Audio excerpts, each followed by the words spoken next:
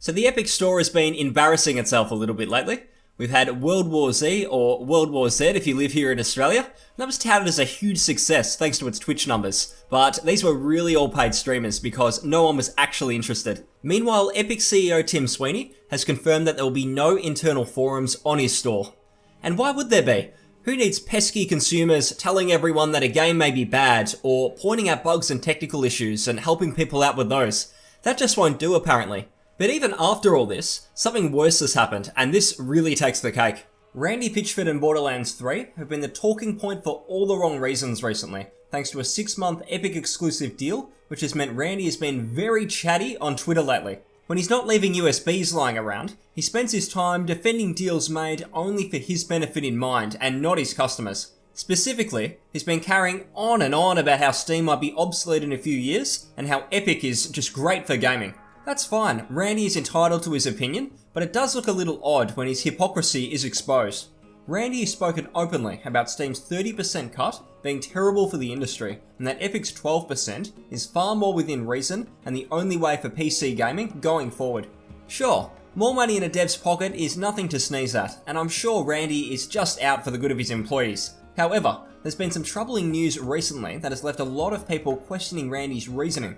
You see, Epic recently took steps to allow certain third-party key sites to sell their games. This allows you to go on a site offering these products, purchase it in hopefully a way which ensures you don't have to put up with processing fees, something Epic is always happy to pass on to the customer by the way, and from there you can just redeem the game. Something Steam has offered for a long time, and a welcome feature which I'm happy to give Epic credit for. A positive from them for once. What's not positive though, is how Randy fits into all this. Well, the store in particular who'll be selling these keys is Green Man Gaming, or GMG for short.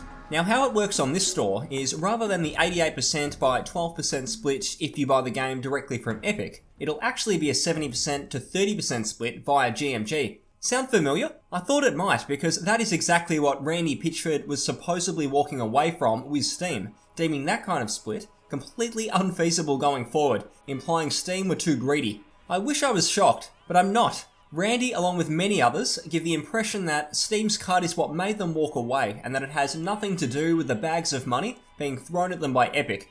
But this is a blatant lie which we can see for ourselves. Randy has just signed off on his game being sold by these key sites and is happy to take a 70% cut just to keep it away from Steam. So he no longer has a leg to stand on, and not even one of his great magic tricks can get him out of this one. And with how outspoken he is on Twitter, I'm eager to see what his next line of defense will be.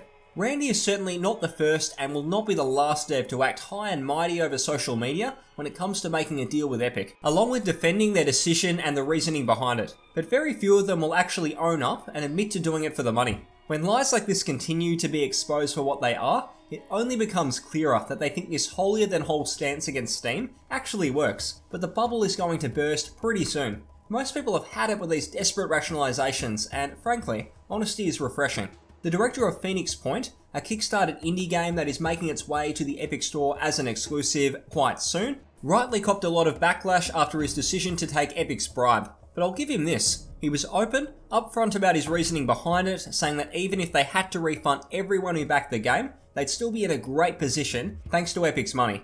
And fair enough. I think his decision was ultimately short-sighted for the future of his studio, but he owned up to why he did it. He didn't try and tell us that Epic were the greatest thing since sliced bread, or that he had a non-existent but supposedly great relationship with Epic. Yes, some studios actually do that, like Coffee Stain Studios, who tried to tell people they had a great relationship with Epic, and that led to their exclusivity decision. Oh really? You guys just get along really well, is that it? It had nothing to do with that big bag of Fortnite money? The way Randy goes about it really makes me think that these deals sometimes have a few asterisks attached to them.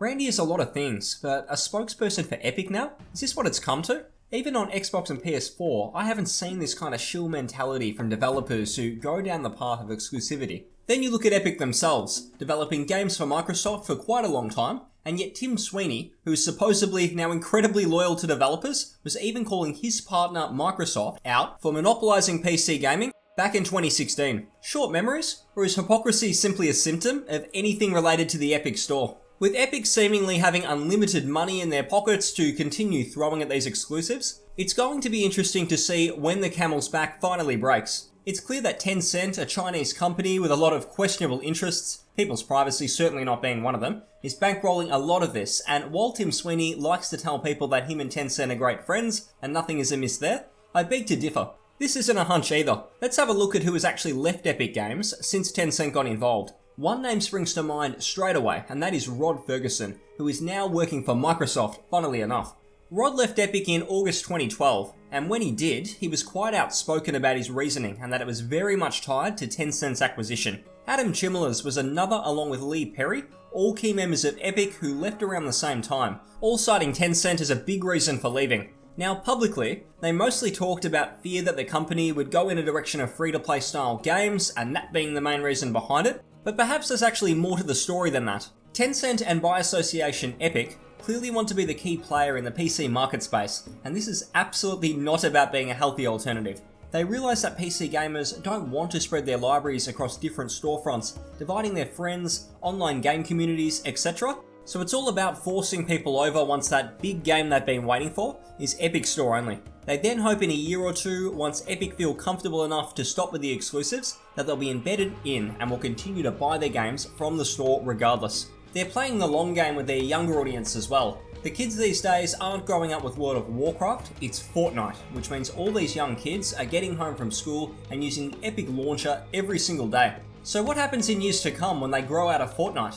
Well, they've been using the Epic launcher for years. They'll see it as the trendy, modern storefront, unlike ancient Steam where all the old people like us play. Epic is banking on this, in combination with their exclusives. But will it work? Time will tell. But for now, too many people are seeing through Epic's shady tactics, which means they'll have to do a whole lot more. But what about Borderlands 3? That's the big topic at the moment, and the fact that Randy was able to swindle a 6-month deal, unlike the 12 months everyone else seemed to have to accept, tells me Epic are confident it will be a big hit for them, and really be the catalyst to bring on board a lot of consumers who are holding out. But if that's to work, the game really has to be a classic. But right now, I'm not completely sold on it. The game really looks like another Borderlands 2.5 to me, just like the pre-sequel was. I'm sure they'll put in a little more effort this time, but if it's just going to be more of the same with a new coat of paint, is it going to feel like a 2019 game or an Xbox 360 game? The series certainly has its fans, but is this game really going to be a must-play that will ensure groups of friends bite the bullet with Epic instead of waiting a little while for Steam? It seems unlikely. Best case scenario, maybe 50% of people buy it on release with Epic, but what happens then is many people can't play with each other, which lowers the potential for co-op, a huge component for the series. Randy knows this all too well, and despite all of his campaigning,